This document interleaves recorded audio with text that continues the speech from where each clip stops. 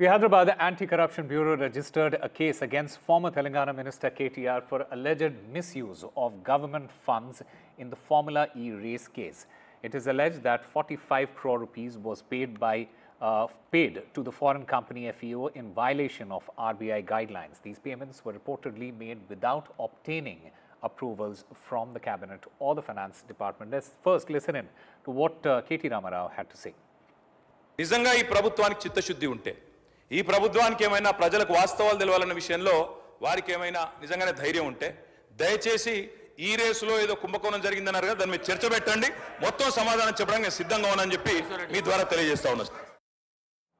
And my colleague Uma Sudhir joins us to get us more on this. Uma, the ACB has filed the case against KTR. What are the allegations that we are looking at and what are the implications that we are also looking at here?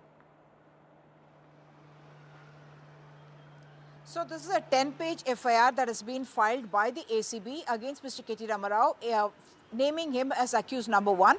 The accused number 2 in this case is Special Chief Secretary Mr. Arvind Kumar, who was then the Municipal Administration and Urban Development Secretary and now in the Revenue Department, Disaster Management Department. And the third person named in this case is BLN Reddy, who used to be Chief Engineer of the HMDA, the Hyderabad Metropolitan Development Authority, which had in fact been ordered to send across almost 55 crore rupees to the Formula E organizers. The allegations are that the BRS government of that time had entered into a tripartite agreement for the conduct of season 9, 10, 11 and 12, and after 9, one of the agencies in this involved, the sponsor, had in fact backed out, Ace NextGen, after which oral instructions were given by KTR for transferring of this money to the Formula E organizers, and that is where the problem is arising, because there are multiple violations that are being spoken about.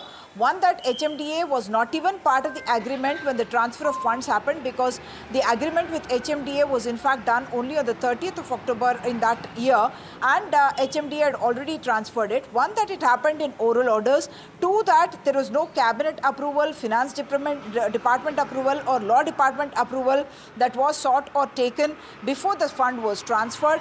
Three, that even though these foreign remittances were done and the payment was made, no approval was taken from the RBI. Fourth was that part payment was made after the Model Code of Conduct came into play, which means that that is also a violation. And now, of course, this is politically significant because KTR is likely to be called in for questioning, and all these violations he will have to answer. So while the BRS is demanding for a discussion inside the House, what we expect is that at least by Monday he may be called in for questioning.